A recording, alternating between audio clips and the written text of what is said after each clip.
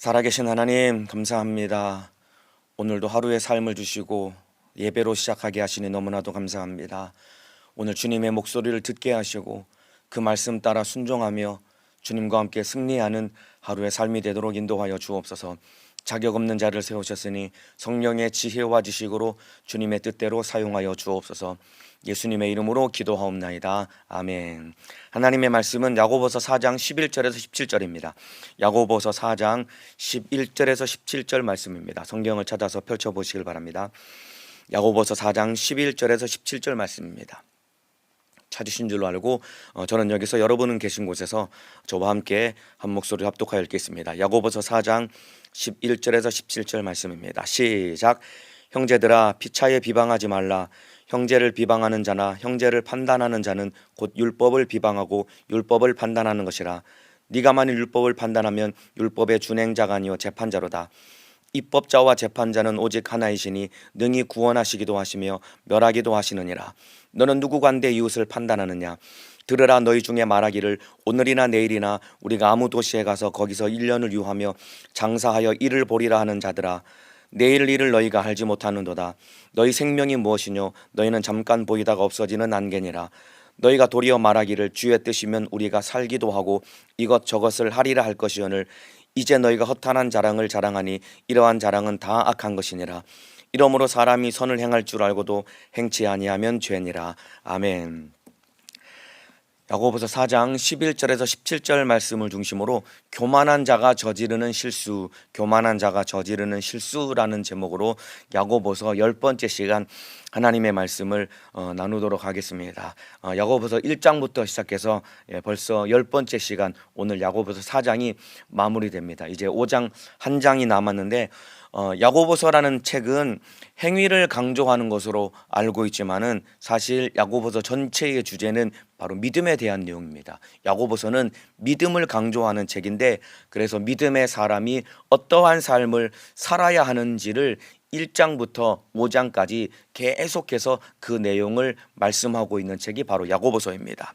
특별히 4장은 이 하나님과 사람과의 관계가 깨어지는 원인을 말씀하고 있는데 하나님과 사람과의 관계가 깨어지는 원인은 바로 욕심과 교만 때문이다라고 말씀을 드렸습니다. 그리고 그 이면에는 배후에는 바로 마귀역사가 있다라고 지난 시간까지 말씀을 나누었습니다. 그래서 믿음의 사람은 욕심 부리지 않고 교만하지 않습니다.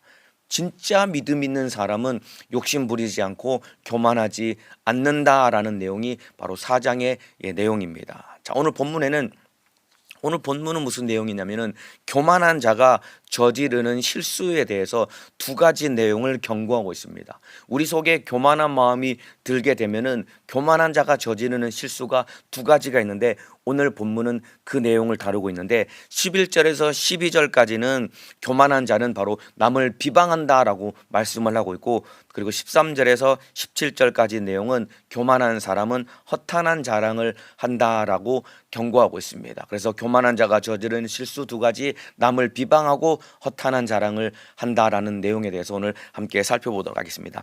먼저 11절부터 12절까지입니다. 남을 비방한다는 내용에 대해서 살펴보겠습니다. 11절입니다. 형제들아 피차에 비방하지 말라. 형제를 비방하는 자나 형제를 판단하는 자는 곧 율법을 비방하고 율법을 판단하는 것이라. 네가 만일 율법을 판단하면 율법의 준행자가 아니요 재판자로다. 형제를 비방하거나 판단하지 말랍니다. 교만한 사람은 형제를 비방하거나 판단하게 된다는 것입니다. 비방하지 말라는 말은 남을 헐뜯는 말을 하지 말라는 겁니다. 우리가 교회 안에서 그리고 가정 안에서 그리고 회사에서도 남을 헐뜯는 말을 얼마나 많이 합니까? 이게 비방인데 바로 교만하기 때문에 남을 비방하는 겁니다. 그리고 판단하지 말라라는 말은 남에 대해서 옳고 그름을 헤아리지 말라라는 겁니다. 우리가 살면서 보는 것마다 듣는 것마다 이것은 옳다 그러다라고 우리 속에서 날마다 헤아리는 이 판단이 날마다 올라오는데 이런 판단을 하지 말라는 겁니다. 이게 바로 교만하기 때문에 그런 겁니다. 이렇게 남을 헤아리고 남을 비방하고 판단하는 것은 이게 얼마나 무서운 죄냐면은 이것이 바로 율법을 비방하고 율법을 판단하는 죄에 빠진다라는 겁니다. 우리가 남을 비방하고 판단하는 것이 곧 율법을 비방하고 판단하는 것이고, 이 말은 바꿔 말하면은 하나님을 비방하고 하나님을 판단하는 죄에 우리가 빠진다라는 겁니다. 우리에게 율법을 주신 이유는 그 말씀대로 내가 순종하며 살라고 하나님이 우리에게 율법을 주신 겁니다. 그런데 이 율법을 남을 비방하고 남을 판단하는 도구로 사용해서는 절대로 안 되는 겁니다. 율법을 주신 목적은 이 율법을 가지고 나보고 이 말씀대로 살라고 주신 것인데, 우리는 오해하고 착각을 해서 이 율법을 가지고 남을 비방하고 판단하는 도구로 사용하게 되는 겁니다. 이렇게 우리가 어리석음에 빠져서는 안 되는 겁니다. 예를 들면은 거울과 안경이 있습니다. 거울은 나를 보기 위해 있는 도구입니다. 저도 여기 오기 전에 마지막 거울을 한번 들여다보고 혹시라도 넥타이가 삐뚤어졌나, 명찰이 삐뚤어졌나, 혹시 안경이나 머리가 잘못됐나, 이거 확인하고 왔거든요. 이와 같이 거울은 나를 보기 위해 있는 도구입니다. 그리고 안경은 말이죠, 남을 보기 위해, 남을 잘 보기 위해 있는 도구가 안경입니다. 안경을 벗으면은 제가 앞이 잘 안 보이기 때문에 눈이 나빠져서 앞을 잘 보고, 그리고 앞에 있는 사물이나 남을 잘 보기 위해서 제가 이렇게 안경을 쓰고 앞에 서 있습니다. 안경과 거울과 안경은 용도가 다른 것처럼, 거울은 내 모습을 보기 위해서, 안경은 남을 잘 보기 위해서 있는 것과 똑같이, 여러분, 율법을 거울 삼아서 내 모습을 들여다봐야지 안경처럼 쓰고 남을 판단해서는 절대로 안 됩니다. 율법을 거울 삼아서 내 모습을 들여다보고 내가 무슨 잘못을 했는지, 내 안에 어떤 잘못된 점이 있는지를, 죄를 발견하고 나의 잘못을 찾아야지, 율법을 말이죠, 안경처럼 쓰고 앉아가지고, 안경 쓰면은 잘 보이잖아요. 그래서 남의 잘못과 남의 허물을 들춰내고 이런 어리석음에 빠지면은 안 되는 겁니다. 여러분에게 율법은 어떠한 그 용도로 사용하고 있습니까? 여러분은 율법을 어떠한 용도로 사용하고 있습니까? 거울처럼 사용합니까? 아니면은 안경처럼 사용합니까? 거울처럼 내 모습을 보기 위해서 하나님이 나에게 주신 율법을 그렇게 사용합니까? 아니면은 안경처럼 쓰고 앉아가지고 앞이 잘 보이니까, 저 사람은 얼굴에 점이 몇 개가 있고, 저 사람은 왜 이렇게 얼굴에 기미가 많고, 저 사람은 머리 스타일이 왜 저런 거야, 이렇게 남을 판단하고 앉아 있습니까? 율법은 내 모습을 들여다보라고 준 겁니다. 안경처럼 쓰고 앉아가지고 남을 판단해서는 절대로 안 되는 겁니다. 12절에 보면은 입법자와 재판자는 오직 하나이시니 능히 구원하기도 하시며 멸하기도 하시느니라. 너는 누구간데 이웃을 판단하느냐. 판단하실 분은 하나님 한 분뿐이라는 겁니다.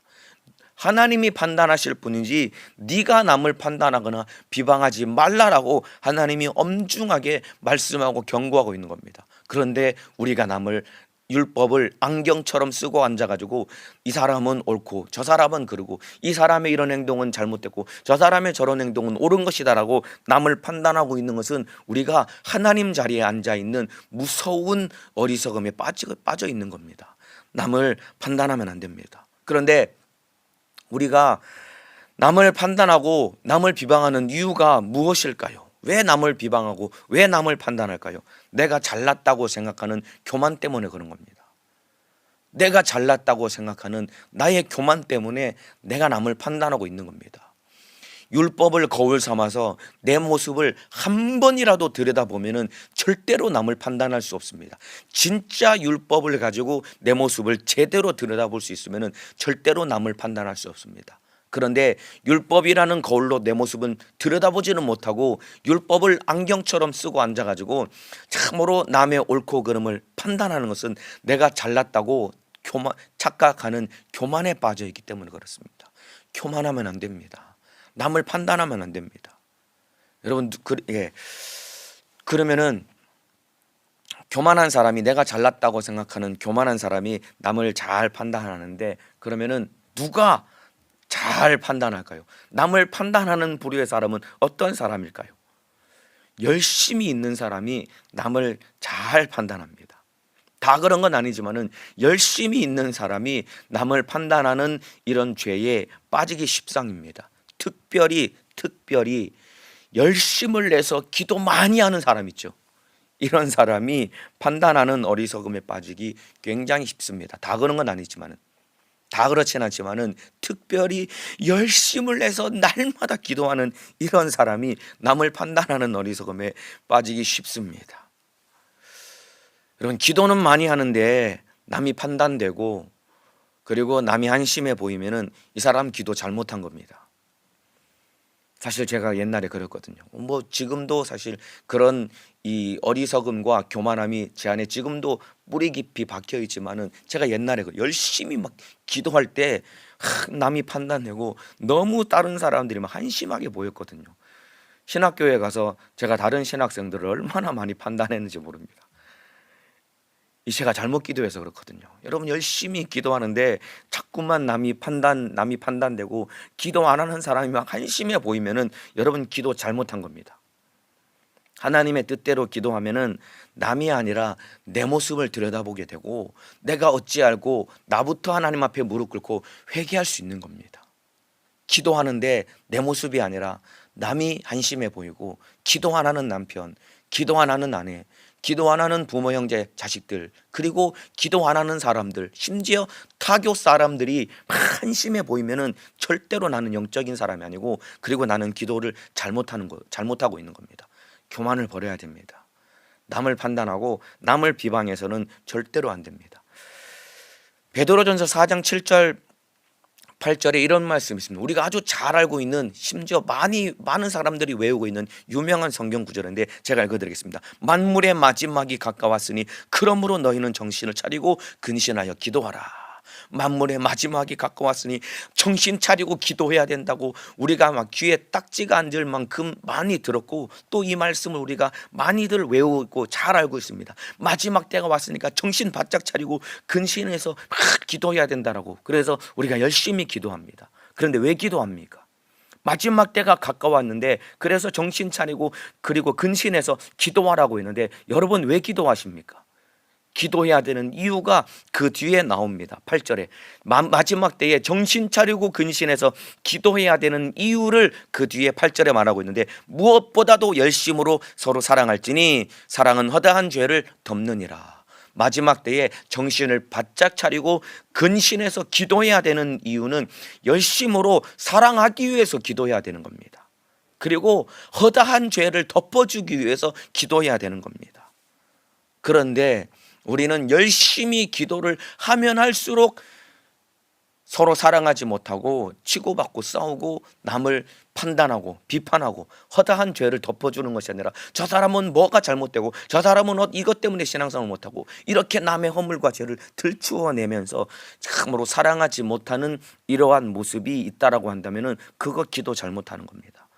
마지막 때에 주님이 원하시는 뜻대로 기도하는 사람은 열심으로 서로 사랑하게 되는 것이고, 허다한 죄를 덮어줄 수 있어야 되는 겁니다. 만일에 내 안에 남의 허물이나 남의 잘못이 자꾸만 보이고 그것이 판단된다라고 하면은 나는 기도 잘못하고 있다라는 것을 빨리 깨닫고 진짜 무릎 꿇고 겸손하게 기도하는 사람으로 만들어져야 됩니다. 열심을 내되 사랑으로 열심을 내야 됩니다. 사랑 없는 열심이 남을 판단하게 되는 겁니다.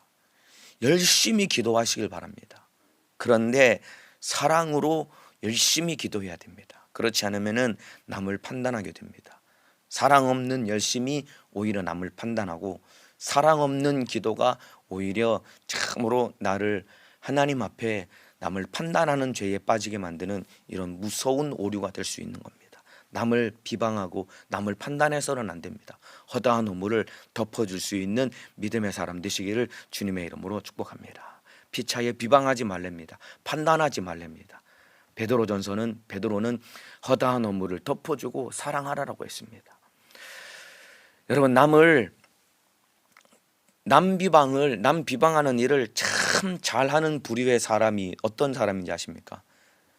남을 비방하는 일을 참 잘하는 부류의 사람이 어떤 사람이냐면은 바로 저 같은 목사들입니다. 저 같은 목사들이 남 비방하는 일을 참 잘합니다. 이거는 목사들뿐만 아니라 영혼을 섬기고 어떤 이 공동체를 이끄는 사람들이 빠지기 쉬운 오류 중에 하나인데 뭐냐면은 저 같은 목사들이 남을 참 잘 비방하는데 어떻게 남을 비방하냐면은 특별히 이 설교할 때 말이죠. 성도들을 잘 혼내. 막 성도들의 죄는 잘 지적을 하는데 이건 저의 얘기입니다. 성도들의 잘못은 잘 지적하는데 사실 들여다보면은 정작 나는 그렇게 살지 않거든요. 성도들의 잘못은 잘 지적하고 막 혼내기는 잘하는데 정작 저는 그렇게 살지 않는 모습이 제 안에 있습니다.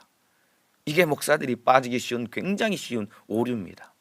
그리고 특별히 설교할 때 나의 옳음을 주장하기 위해서 남을 비방하는 그런 잘못에 빠질 수 있습니다.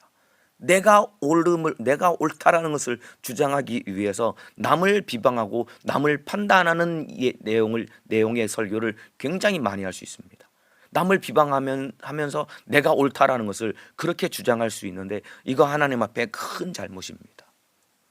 여러분, 이런 것들이 세상에서도 이런 전략을 많이 사용하는데 이 선거 때 이런 전략이 많이 사용됩니다. 얼마 전에 대통령 선거가 끝나는데 여러분 많이 들어보셨죠? 네거티브 전략이라고. 이거 선거할 때 주요한 전략 중에 하나인 것입니다. 그러니까 상대방 후보를 막 비난을 합니다. 사실이든 사실이 아니든 상대방 후보가 이런 잘못이고 이 사람이 이런 허물이 있고 이런 잘못이 있고 이런 비리가 있다고 막 상대방을 막 공격을 하지요. 그러면은 자기 지지층을 확 결집시키게 됩니다. 그리고 중도층을 자기 편으로 끌어들입니다. 왜냐하면 저 사람이 저런 잘못이 있다는 것을 막 공격하면 저 사람이 저렇게 잘못된 사람이구나라고 상대방에 대한 비호감을 갖고 나에 대한 호감도가 상대적으로 상승하기 때문에 그 중도층이나 지지층을 확 결집시킬 수 있는데 이게 선동선전의 굉장히 주요한 방법인데 이게 사실 악한 영의 역사입니다. 남을 비방하는 것. 성경에 오늘 본문에 분명히 남을 비방하지 말고 판단하지 말라 했는데 선거판이 벌어지면은 이거는 매 선거 때마다 네거티브 전략이 계속해서 일어납니다. 이제 조금 있으면은 지방선거 때 한번 보세요. 뉴스에 계속해서 누가 이런 잘못을 저질렀더라, 누가 이런 비리가 있더라. 이게 아마 뉴스와 TV에 계속해서 도배가 될 겁니다. 그 왜 그러냐면은 네거티브 전략, 상대방을 비방해서 내가 옳고 내가 훌륭한 후보이기 때문에 나에게 표를 주시오라고 하는 이런 전략이 사용당하는데 세상에서도 그런데 자칫하면은 교회 안에서도 이런 저 같은 목사들이 이런 잘못에 빠질 수 있다 이 말입니다. 그래서 남을 비방하면 안 됩니다. 남을 비방해서 내가 옳고 우리 공동체가 옳다라고 그렇게 사람들을 선전선동해서 사람들을 규합해서는 안 되는 겁니다. 교회는 그런 것이 아니라 허물을 덮어주고 그리고 남을 비방하는 것이 아니라 사랑으로 섬겨주고 허물을 덮어줌으로써 예수님을 따라가는 것이 이것이 교회인 것입니다. 그래서 남을 비방하면 안 됩니다. 남을 판단해서는 안 됩니다. 제가 얼마 전에 그 어떤 그 회원이 이제 코로나가 걸렸다라고 해서 이제 전화 신방을 했습니다. 많이 아프다 그래가지고 이제 전화 신방을 했습니다. 근데 그 회원이 하는 일이 무슨 일이냐면은 필라테스 강사입니다. 필라테스라는 운동 아시죠? 이렇게 스트레칭 같은 걸 하면서 이게 뭉쳐진 근육을 풀어주고 자세도 잡아주고 교정해주고 하는 그런 운동이 필라테스인데 필라테스 강사가 코로나에 걸려가지고 아프다는 얘기를 듣고 이제 전화 신방을 했습니다. 네.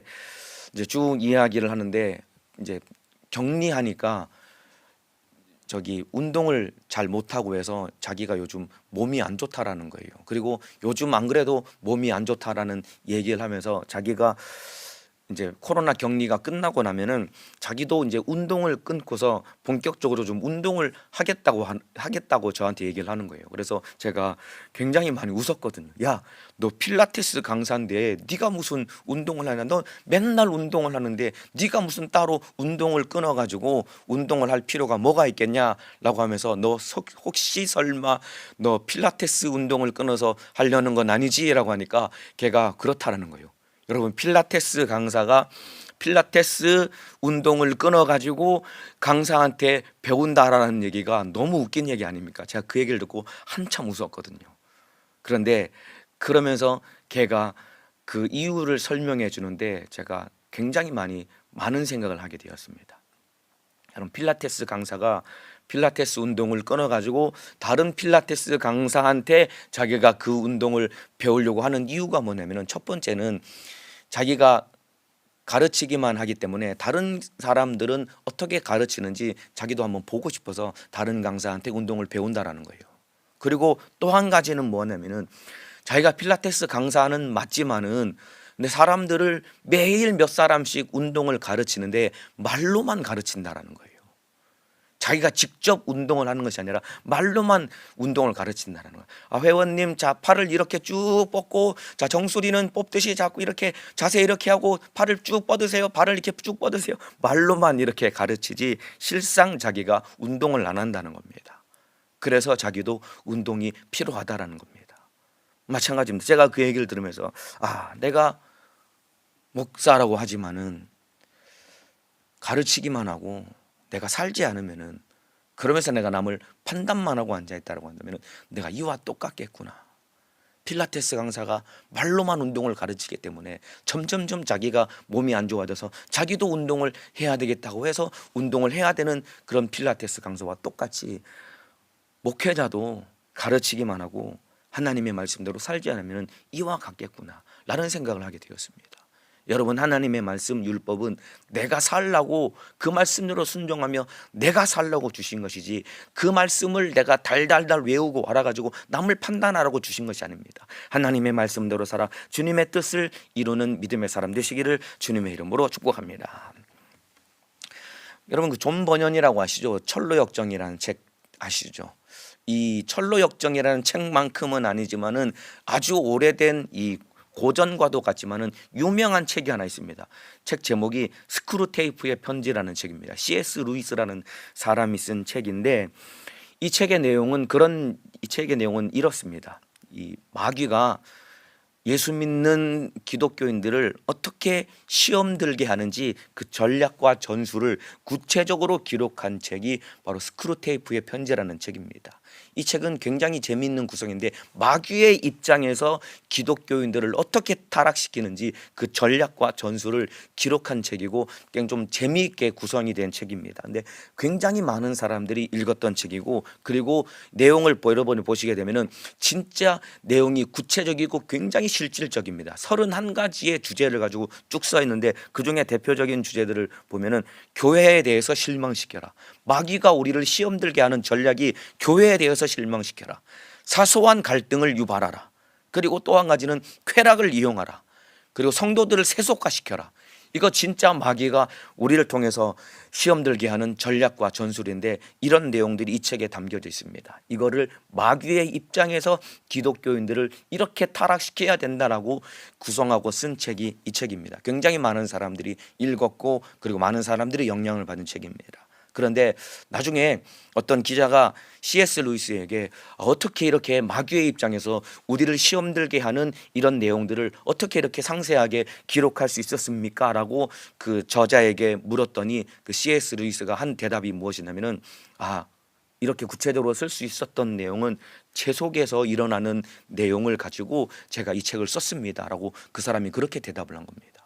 그러니까 C.S. 루이스라는 사람은 자기 속을 하나님의 말씀을 통해 들여다보았고, 하나님의 말씀을 통해 자기를 들여다보니까 자기 속에서 보이지 않는 악한 마귀사단 귀신 역사가 어떻게 예수 믿는 사람들을 시험하고 어떻게 타락시키는지를 자기를 통해 들여다봤고, 그 내용을 기록했을 때 많은 사람들이 은혜 받게 된 것이다 이 말입니다.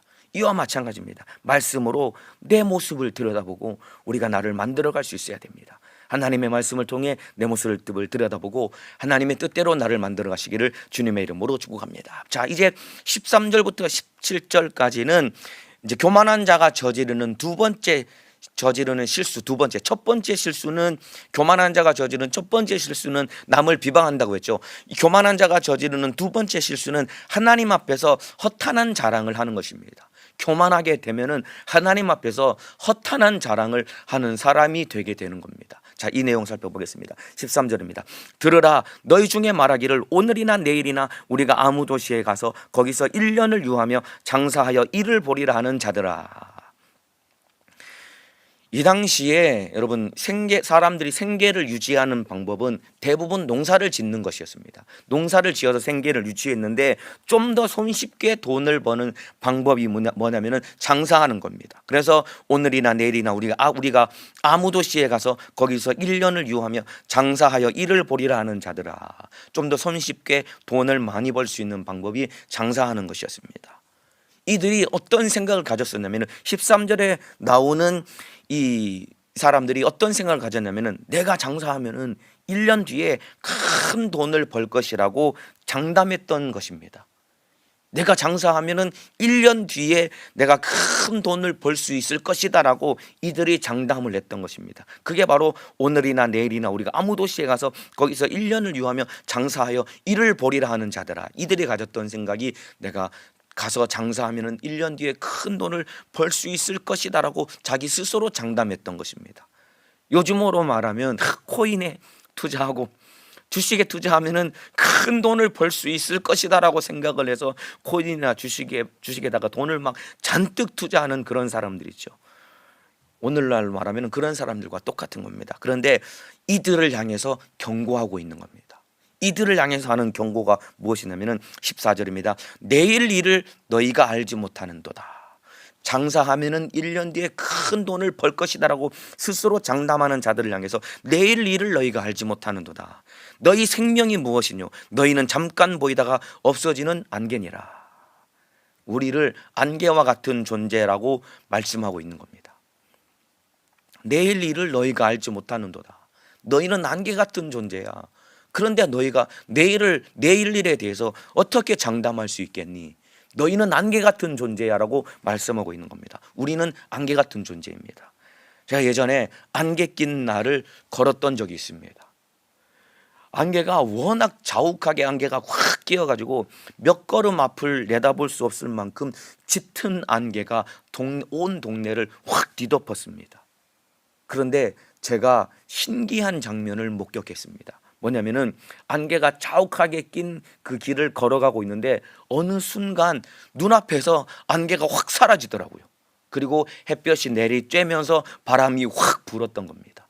그러니까 햇볕이 내리쬐고 바람이 불면은 자욱했던 안개도 한순간에 사라지는 것과 똑같이 우리 인생도 마찬가지입니다. 언제 우리 인생 마감될지 모르는 겁니다. 그런데 이와 같이 내일 일을 알지 못하는데 내가 내 인생을 스스로 장담하는 것이다 이 말입니다. 너희는 잠깐 보이는 안개니라. 우리나라 말로 하면은 우리는 하루살이 같은 존재입니다. 하루살이 아시죠? 하루만 살다 죽는 벌레. 실제로 그렇지는 않지만은 그 수명이 굉장히 짧기 때문에 하루살이라고 하는 이름을 가진 곤충이 있습니다. 우리 어머니가 예전에 저한테 우스갯소리처럼 해줬던 얘기가 있는데 그게 뭐냐면은 하루살이가 하루밖에 못 살지 않습니까? 그런데 그 하루살이가 나방하고 같이 재밌게 놀았답니다. 그리고 해질녘에 이제 헤어지기 전에 나방이 하루살이에게 우리 내일 또 만나서 놀자라고 이렇게 인사를 했답니다. 그러니까 하루살이가 하는 대답이 무엇이냐면 내일이 뭔데 그렇게 물었다는 얘기를 엄마한테 제가 들었습니다. 그래서 하루살이는 하루밖에 못 사는구나. 그래서 하루살이는 내일을 모르는 거예요. 우리 내일 또 만나서 놀자라고 했더니 하루살이가 묻는 질문이 내일이 뭔데? 이와 마찬가지입니다, 여러분. 내일 나에게 무슨 일이 일어날지 모르는 겁니다. 그런데 나 스스로 미래를 장담하는 것, 이게 바로 허탄한 자랑입니다. 내일 나에게 무슨 일이 일어날지 모르는데 내일 일을 내가 장담하고 내일 일을 스스로 장담하는 이런 것들이 허탄한 자랑이고 바로 교만한 것입니다. 15절에 보면은 너희가 도리어 말하기를 주의 뜻이면 우리가 살기도 하고 이것저것을 하리라 할 것이오늘. 그렇죠. 내일 일을 우리가 알지 못하기 때문에 우리가 주님 앞에 우리가 고백해야 될 것은 주님 뜻이면은 우리가 살기도 하고 이것저것을 하리라 할 것이오늘. 이제 너희가 허탄한 자랑을 자랑하니 이러한 자랑은 다 악한 것이니라. 우리 인생은 하나님의 뜻 안에서 하나님을 의지하며 살아야지 나 스스로 장담하는 이것이 허탄한 자랑이고 이런 자랑을 하면은 안 되는 겁니다. 이것이 악한 것이라는 겁니다. 우리가 살고 죽는 것은 하나님 손에 달려 있는 겁니다. 그렇기 때문에 하나님 앞에서 겸손하게 순종하고 순복해야 되는 겁니다. 나 스스로 미래를 장담하고 나 스스로 이렇게 살겠다라고 하나님과 상관없이 계획을 가지고 뜻을 가지고 있다라면 이것이 허탄한 것이고 교만한 것이고 악한 것이다라고 경고하고 있는 겁니다. 저는 코로나에 안 걸릴 줄 알았습니다. 저는 코로나에 안 걸릴 줄 알았어요. 예전에도 메르스니 사스니 이런 우리나라를 떠들썩하게 했던 전염병들이 한 번씩 이렇게 돌 때도 그때도 안 걸렸기 때문에 저는 제가 코로나에 안 걸릴 줄 알았습니다. 그런데 어느 날 덜컥 코로나에 걸려가지고 제가 며칠을 고생했습니다. 2월 말쯤이었습니다. 2월 말쯤. 그날 이제 새벽 예배 때 설교를 하는데 설교가 한 10분 남짓 15분 남짓 남았는데 갑자기 목이 확 건조해지면서 말하기가 너무 힘들더라고요. 겨우 그때 설교를 끝마쳤는데 그때부터 몸이 급격히 안 좋아지더니 이 검사를 하니까 코로나 양성 판정을 받고 제가 코로나에 걸려서 며칠을 고생했습니다. 저는 코로나에 안 걸릴 줄 알았어요. 그런데 어느 날 덜컥 코로나에 걸리니까 너무 며칠 동안 고생을 했거든요. 이와 마찬가지입니다. 앞으로 살 날이 창창할 것 같아도 어느 날 우리 인생이 마감될지 모르는 겁니다. 그래서 나 스스로 미래를 장담하면 안 됩니다. 이것이 허탄한 자랑인 것입니다. 오늘 아침에 우리가 눈을 떠서 이렇게 하루를 살 수 있고 예배 드릴 수 있는 이것 주님의 은혜입니다. 주님이 목숨 주셨기 때문에 오늘 하루를 살게 된 겁니다. 그러니까 하나님 앞에 겸손하고 주님 뜻대로 살아가야 되는 겁니다. 하나님의 뜻과 상관없이 내가 이것도 하고 저것도 하고 내 인생 이렇게 살아야지 이러한 생각을 갖는 것이 하나님 앞에 허탄한 자랑이고 교만 때문에 그렇다라는 겁니다. 우리는 겸손하게 하나님의 뜻을 받아들이고 그 뜻에 순종하며 살아가야 되는 겁니다. 여러분, 허탄한 자랑이 왜 악한 것일까요? 허탄한 자랑이 왜 악하냐면은 선을 행할 기회를 빼앗기기 때문에 그렇습니다. 허탄한 자랑을 하게 되면 선을 행할 기회를 빼앗기기 때문에 이것이 그래서 악한 것입니다. 이러한 자랑은 다 악한 것이니라. 선을 행할 기회를 빼앗기기 때문에 허탄한 자랑이 악한 것입니다. 17절에 보겠습니다. 이러므로 사람이 선을 행할 줄 알고도 행치 아니하면은 죄니라. 허탄한 자랑 때문에, 그리고 바꿔 말하면 하나님의 뜻과 상관없는 삶을 살기 때문에 선을 행할 기회를 빼앗기게 되는 겁니다. 하나님의 뜻과 상관없는 삶을 사는 이 허탄한 자랑 때문에 선을 행할 기회를 빼앗기는데 이것이 죄다라고 엄중하게 경고하고 있는 겁니다. 안개와 같은 우리, 하루살이와 같은 우리는 내일 무슨 일이 일어날지를 모르기 때문에 저와 여러분은 하루하루 살아갈 때 선한 일을 내일로 미루어서는 절대로 안 됩니다. 오늘 순종해야 됩니다. 아멘이십니까? 오늘 기도해야 되는 겁니다. 오늘 서로 사랑해야 되는 겁니다.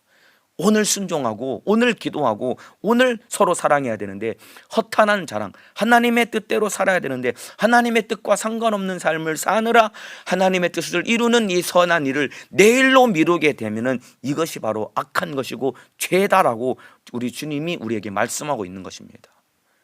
물론 열심히 살아야지요. 직장생활도 잘하고 돈도 많이 벌고 그리고 참으로 열심히 내일을 준비하며 살아가야 되지만은, 그러나 아무리 바쁜 일이 있을지라도 하나님의 뜻에 순종하고 기도하고 서로 사랑하는 일을 내일로 미루어서는 안 되는 것이다 이 말입니다. 이 사람들이 13절에 나오는 것처럼 우리가 오늘이나 내일 어떤 도시에 가서 1년 동안 유하며 장사하리라, 이런 자기 스스로 장담하는 생각 때문에, 허탄한 생각 때문에 하나님의 뜻을 이룰 기회를 빼앗겼다 이 말입니다. 오늘 주님 뜻을 이룰 기회를 빼앗기면 안 되고 내일로 미루어서는 안 되는 것입니다. 지금 오늘이 기회입니다. 오늘 우리 주님의 뜻대로 살아가야 됩니다. 대표적인 허탄한 자랑을 예로 들면은 이런 겁니다. 제 꿈은 이겁니다. 저는 이런 꿈을 가지고 있습니다. 저는 앞으로 이런 사람이 될 겁니다. 라고 생각하고 말하면서 지금 그렇게 살지 않는 것이 허탄한 자랑입니다. 저는 이런 꿈을 가지고 있습니다. 저는 장래 이런 사람이 되고 싶습니다. 라고 말하면서 지금 그러한 사람이 되기 위한 삶을 살지 않는 이것 또한 허탄한 자랑을 하는 겁니다. 예를 들면 이런 거죠. 저는 앞으로 이제 공부하는 학생들이 저는 서울대학교를 가는 것이 저의 꿈입니다, 목표입니다 라고 말하면은 서울대 학생처럼 공부를 해야 서울대에 갈지 말지 하는 겁니다. 그런데 저의 꿈은, 저의 목표는 서울대학교 가는 것이 저의 꿈입니다, 목표입니다 라고 말하면서 공부는 전혀 안 하면은 이 사람의 이 말하는 내용이 허탄한 자랑을 하는 겁니다. 말은 좋죠. 저는 서울대학교 갈 겁니다, 저는 의대를 갈 겁니다, 그렇게 말은 하는데 공부는 전혀 안 해. 여러분, 서울대 입학이 목표라고 하면은 서울대학교 학생처럼 공부를 해야 됩니다.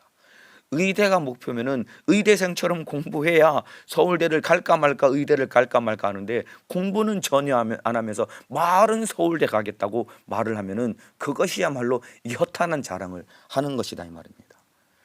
우리 신앙생활도 마찬가지입니다. 저는 주님의 신부가 되고 싶습니다, 저는 주를 위해 죽겠습니다, 저는 순교하겠습니다, 이렇게 우리가 말하고 생각한다면 지금 주를 위해 목숨 걸고 주를 위해 살아야 되는 겁니다. 저는 주님의 신부가 되기를 원합니다, 저는 순교하고 싶습니다, 저는 주를 위해 죽고 싶습니다, 주를 위해 죽고 주를 위해 순교해서 주님의 신부가 되고 싶습니다 라고 말하면 지금 목숨 걸고 주를 위해 살아야 되는 거예요. 지금은 전혀 상관없는, 그것과 전혀 다른 모습으로 살면서 말만 하는 이것이 허탄한 생각, 허탄한 자랑인 것입니다. 이건 저에게 하는 이야기입니다. 저에게 하는 이야기입니다. 주를 위해 죽겠습니다, 주를 위해 순교하겠습니다, 제가 주님의 신부가 되고 싶습니다 라고 생각하면은 지금 목숨 걸어야 되는 거예요. 지금 목숨 걸고 신앙생활을 해야 되는 겁니다. 먼 훗날 되겠지라는 생각 자체가 어리석은 생각입니다. 이게 바로 허탄한 생각인 겁니다. 주님 신부가 되고 싶으면은 지금 신부처럼 살아야 되는 거예요. 주를 위해 순교하고 싶으면은 지금 목숨 걸고 신앙생활을 해야 됩니다. 저도 그렇지 못해서 참 제 스스로가 참 주님 앞에 안타깝고 기도하고 있습니다. 가끔 말씀드리는 분이지만은 손양원 목사님이 6.25 사변 때 결국 순교로 생을 마감하게 됩니다. 공산군의 총탄에 맞아서 결국 순교로 생을 마감하게 됩니다. 이분이 왜 순교하실 수 있게 되었냐면은 살아생전에 목숨을 걸고 이분은 신앙생활하고 또 주의 일을 했기 때문에 그렇습니다. 손영원 목사님이 그 애양원이라는 그곳에서 나병 환자들을 보살피고 그들을 목양하는 목회를 하셨습니다. 그때 이제 애양원이라는 곳에 여수를 가봤는데 그 나병 환자들을 얼마나 지극정성으로 보살폈냐면은 환자들을 병간호하면서 환자들이 고름이 나면은 직접 살을 고름 있는 부위를 찢어가지고 직접 손영원 목사님이 입으로 고름을 짜낼 만큼 참 자기 가족처럼, 자기가 아픈 것처럼 그렇게 환자들을 보살폈다라는 겁니다. 성도들을 그렇게 보살폈다라는 겁니다. 여러분, 나병, 그 문둥병, 성경에 문둥병이라고 하죠. 한센병, 나병이라고 하는 이 병은 전염병입니다. 세균성 전염병이기 때문에 자칫하면 옮을 수도 있는데 그렇게 나병 환자의 고름을 자기 입으로 고름을 짜줬다라는 것은 나병에 걸려도 좋다라고 할 만큼 목숨을 걸고 목회를 하신 겁니다. 그러니까 순교할 수 있었던 겁니다. 지금 목숨을 걸고 신앙생활 할 수 있어야, 지금 주님의 신부처럼 살아야 장차 우리가 주를 위해 순교도 할 수 있는 것이고 주님의 신부도 될 수 있는 겁니다. 여러분, 우리 과거에 매일 필요가 없습니다. 그리고 과거를 자랑할 필요도 없습니다. 과거에 매이지도 말아야 되고 과거를 자랑하지도 말아야 됩니다. 뿐만 아니라 미래에 대한 막연한 기대감도 버려야 됩니다. 이 모든 것들이 다 허탄한 자랑인 것입니다. 과거를 자랑하고 미래에 대한 막연한 기대감, 이 모든 것들이 다 허탄한 자랑입니다. 지금 오늘의 삶에 충실해야 됩니다. 오늘 충성된 삶을 살아야 됩니다. 겸손한 삶을 살아야 됩니다. 허탄한 자랑을 하지 말고 오늘 삶에 지금 충성되이 살며 겸손하게 우리 주님의 뜻을 이루시기를 주님의 이름으로 축복합니다. 오늘 교만한 자가 저지르는 실수 두 가지에 대해서 오늘 말씀을 나누었습니다. 교만한 자는 남을 비방한다고 했습니다. 허탄한 자랑을 한다고 했습니다. 저와 여러분, 남을 비방할 것이 아니라 하나님의 말씀으로 나를 들여다보고 겸손하게 무릎 꿇고 회개하며 나를 만들어가고 또 허다한 업무를 덮어줄 수 있는 믿음의 사람 되시고, 허탄한 자랑을 할 것이 아니라 오늘 내게 주신 삶에 충성되이 살며 주님의 뜻을 이루어 가시기를 주님의 이름으로 축복합니다. 기도하겠습니다. 아픈 사람은 아픈 곳에, 문제가 있는 사람은 가슴에 손을 얹겠습니다. 기도합니다. 하나님, 오늘 교만한 자가 저지르는 실수 두 가지에 대해서 함께 말씀을 나누었습니다. 교만한 자는 남을 비방하고 판단한다고 했습니다. 그리고 교만한 자는 허탄한 자랑을 한다고 했습니다. 우리가 그러한 삶을 살지 않도록 겸손하게 도와주셔서 참으로 하나님의 말씀으로 내 모습을 들여다보고 나 때문에 통곡하며 울며 회개하시고 하나님 앞에 허탄한 자랑을 하며 나 스스로를 참으로 장담하는 자가 되지 않게 도와주시고, 하나님의 뜻 가운데 겸손하게 오늘 내게 주신 삶 속에서 주님의 뜻을 이루기 위해서 순종하며 충성된 삶을 살아갈 수 있도록 인도하여 주옵소서. 그러나 악한 원수는 우리 속에서 남을 비방하게 만들고 허탄한 자랑을 하게 만들며 우리를 교만하게 만듭니다. 이 원수는 떠나가게 도와주옵소서. 나사렛 예수님의 이름으로 명하노니 우리를 교만하게 만들고 그 교만 때문에 남을 비방하게 만들고 허탄한 자랑을 하게 만드는 이 못된 원수 귀신 질병의 역사야 예수님의 이름으로 명하노니 떠나갈지어다. 예수님의 이름으로 명하노니 떠나갈지어다. 떠나갈지어다. 떠나갈지어다. 떠나갈지어다. 떠나갈지어다. 떠나갈지어다. 우리 주님 예수님의 이름의 권세로 우리 성도들을 지켜주시고 병든 성도들 고쳐주시고 한 사람도 코로나 때문에 고통당하지 않게 하시고 우리 주님이 영육간의 강건함으로 지켜보존하여 주옵소서. 주의 사자도 강건하게 주님의 뜻대로 사용하여 주옵소서. 두 손 높이 들고 주여 삼창하고 기도하시겠습니다. 주여 주여 주여.